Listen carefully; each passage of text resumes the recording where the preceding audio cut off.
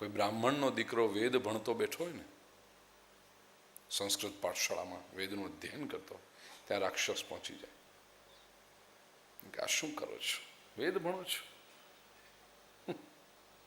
વેદ વાંચીને શું થશે,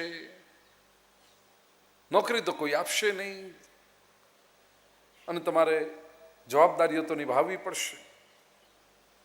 છોડો આ બધું વેદ, એના કરતાં તો 6 મહિનાનો કોમ્પ્યુટરનો કોર્સ કરી નાખો એટલે તરત નોકરી. બ્રાહ્મણનો દીકરો વિચાર કરે, અંકલની વાત તો સાચી છે, હું 7 વર્ષ કે 10 વર્ષ સુધી વેદનું અધ્યયન કર્યું, શાસ્ત્રી કાં તો આચાર્યની ડિગ્રી મેળવું, પછી કરવાનું શું?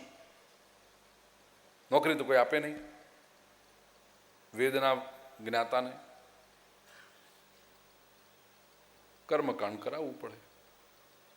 ધોતિયું જબ્બો પહેરી યજમાનને ત્યાં જવાનું, પૂજા કરાવવાની, સ્વસ્તિના ઈંદડો, ચોખા ખાઈ ગયો મીંદડો, અને પૂજા પૂરી થાય પછી યજમાન જે દક્ષિણા આપે એ લઈને જય શ્રી કૃષ્ણ કરીને ઘેર આવવાનું. ઘેર આવીને કવર ખોલીને જોઈએ તો અંદર 51 રૂપિયા હોય. બ્રાહ્મણ કે આખી સત્યનારાયણની કથા કરાવીને 51 રૂપિયા? તો કે હા મહારાજ, અમારે ત્યાં તો નિયમ છે, અમારા દાદાના વખતથી ચાલ્યું આવે છે.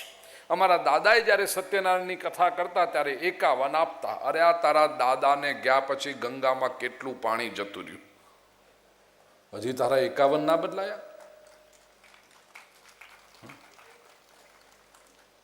બજારમાં જઈને તું ઉભો રહે છે, ઘી વાળાની દુકાને મારા દાદા 5 રૂપિયા કિલો ઘી લેતા હતા, મને આપો.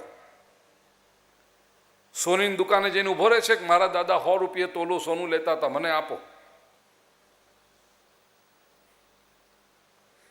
બીજે બધે મોંઘવારી નડે, અમારા બ્રાહ્મણોને કોઈ દી મોંઘવારી નડે જ નહીં.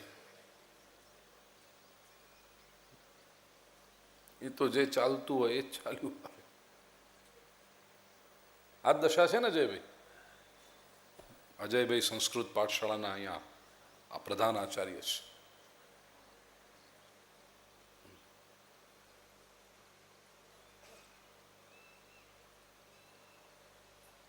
શું હાલત કરી નાખી સમાજે બ્રાહ્મણોની. એક વાત યાદ રાખજો, જે સમાજ વિદ્વાન તેજસ્વી બ્રાહ્મણોનું ગૌરવ ટકાવી શકતો નથી એ સમાજ પોતે ક્યારેય પ્રગતિ કરી શકતો નથી. બ્રાહ્મણો પોતે વેદનું અધ્યયન કરે, શાસ્ત્ર સંપાદન કરે, અને બીજી તરફ સમાજનું કર્તવ્ય છે એ બ્રાહ્મણોનું સન્માન કરે. બ્રાહ્મણ સરસમાં સરસ રીતે રહેવો જોઈએ.